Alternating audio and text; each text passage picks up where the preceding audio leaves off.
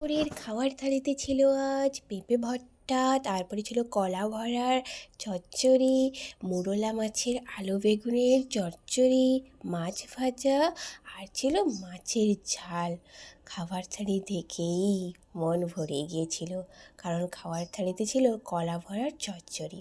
যাই হোক, আমি প্রথমে খেতে শুরু করে দিয়েছিলাম পেঁপে মাখানো দিয়ে ভাত খাওয়ার পর কলা ভরার চচ্চড়িতে ভাত মাখিয়ে খেলাম। কলা বড়ার চচ্চড়ি খেতে বরাবর ভালো লাগে, আজকেও তার উল্টো হলো না। ভাত মাখিয়ে খেতে যা লেগেছিল, আহা, তা ভোলার নয়। তারপর মোরলা মাছের চচ্চড়ি দিয়েও ভাত মাখিয়ে খেলাম, এটাও কোনো অংশে কম লাগেনি, খেতে বরং দারুণ লেগেছিল। আর সবশেষে খেলাম মাছের ঝালটা দিয়ে। মাছের ঝালটা একটু ঝাল ঝাল হয়েছে আর তেমনি টেস্টি।